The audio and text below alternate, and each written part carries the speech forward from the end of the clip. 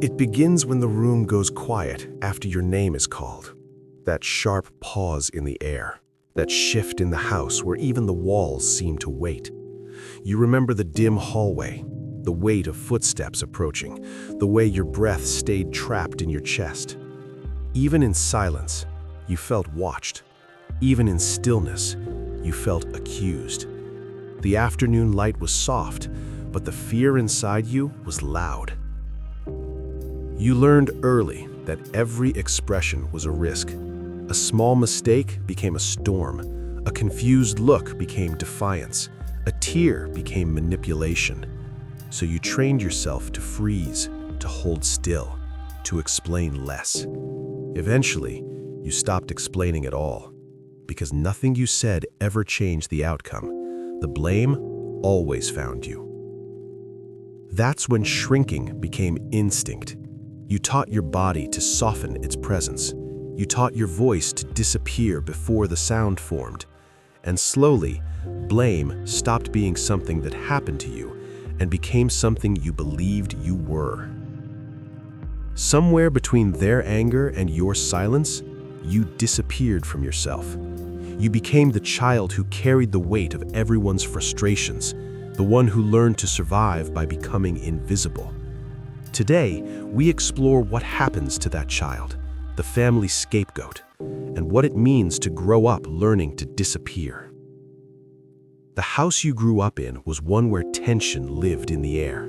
You could hear it in the clattering dishes, in the whispered arguments behind half-closed doors, in the soft crying that adults pretended wasn't happening. Their moods shifted without warning. Anger in the morning, silence in the afternoon, regret at night. And in that unstable rhythm, you became the easiest target. Quiet, compliant, observant. The child who absorbed everything and questioned nothing. Blame found you early, and it found you often. Why did you make this happen? It's always you. Sometimes the words were loud, sometimes they were muttered, but the meaning was always the same. It trained you, conditioned you. You started apologizing before you even knew what you were being accused of. You learned to read danger the way other children read storybooks, studying faces, tones, footsteps, anticipating the next emotional storm before it arrived. That's when survival logic took over. Silence became your shelter. Disappearing became your strategy. You stayed in corners. You softened your footsteps. You made your needs so small that even you could barely feel them. You learned to exist without taking up space, because space felt like a liability, a reason to be noticed, a reason to be blamed. They called you dramatic when you flinched. They called you trouble when you cried. They never saw that you were just a child kneeling under the weight of their mistakes, carrying the emotional debris they never cleaned up themselves. In memory, there is a child holding a cracked family portrait, trying to hold the frame steady as everything behind it falls apart. A small shadow stands behind a larger figure, shrinking with every raised voice. You became the invisible glue that held a chaotic family together, but at the cost of slowly disappearing from your own life.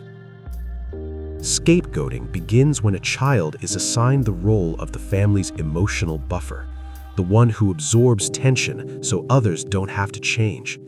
It often comes with parentification, where the child becomes the emotional adult in the room long before they understand what adulthood even means. Over time, blame stops sounding like an accusation and starts feeling like identity. You stop asking, "Did I do something wrong?" and start believing, "Something must be wrong with me." The nervous system adapts to survive this. Hypervigilance becomes constant, reading footsteps, scanning tones, tracking every shift in energy. Mood reading becomes a second language you learn without choosing it. Self-blame feels safer than acknowledging the truth, because accepting their wrongdoing would make the world feel even more unstable. So you take responsibility for everything, even things you never touched. Emotionally, the logic becomes simple. Being good means being unnoticed. Being silent means being safe. Disappearing becomes emotional armor, a way to stay out of the line of fire, a way to lessen the weight of everyone's expectations. The less you need, the less you risk, the less you get hurt. In metaphor, you became fluent in surviving what was never your fault. You folded yourself like paper, thin, quiet, obedient, so you could fit into the spaces others pushed you into. Every adaptation was a message to your own body. Stay small, stay invisible, stay safe. This is trauma conditioning without needing any clinical words. When the brain pairs visibility with danger, it learns to erase itself. It hides pieces of you in the name of protection and calls it personality. And beneath all of this sits the truth you were never told. You didn't fail to be loved. They failed to see you. That child did not disappear. They simply grew older. The survival patterns they learned in silence became habits, then personality, then identity. What once protected you now moves through your adult life like a quiet shadow, shaping choices you don't even realize you're making. You begin over-apologizing before anything goes wrong, offering "I'm sorry" as a reflex instead of a feeling. You brace for blame even in calm moments because part of you still expects someone to turn and point at you. You avoid confrontation even when truth is on your side, choosing discomfort over the fear of reaction. You stay quiet in rooms where you deserve to speak, shrinking your voice out of old instinct. And in relationships, you slip into the role of the one who absorbs, who fixes, who carries the emotional weight, because taking responsibility feels safer than risking conflict. You often feel guilt simply for existing, as if every step needs justification, as if breathing too loudly might disrupt someone. You crave peace deeply, but visibility scares you. Being seen feels dangerous, even when no one is looking at you with blame. Workplaces, friendships, partners, you gravitate toward dynamics that resemble your childhood role. You pick people who need calming, soothing, managing. You choose environments where your silence is useful. You downplay your achievements so no one feels threatened. You soften your victories so no one turns their disappointment toward you. You quietly take on extra burdens, hoping it will keep the peace the way you once tried to at home. During stress, you vanish emotionally. You go numb, withdraw, disconnect. You disappear inside your own life, not because you want to, because disappearing once kept you alive. Your body remembers what your mind tries to forget. You call this independence, but it is isolation dressed in strength. You call it calm, but it is fear of reaction, fear of triggering old storms. You say you don't want to bother anyone, but the truth is you were taught that needing anything makes you the problem. And over time, these patterns become so familiar that you mistake them for who you are. Your identity still holds echoes of that child, the one who learned to exist without taking space, the one who learned that silence was safety.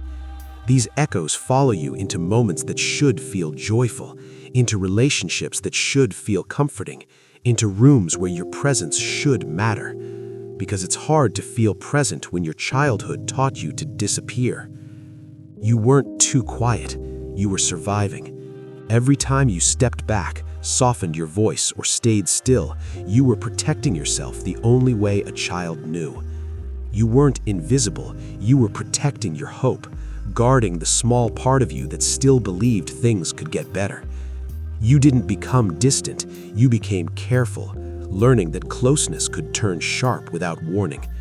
You didn't lose your voice, you hid it where it was safe, in the corners of your mind where no one could twist your words into blame. You thought disappearing kept the peace, because back then, silence was the only shield you had.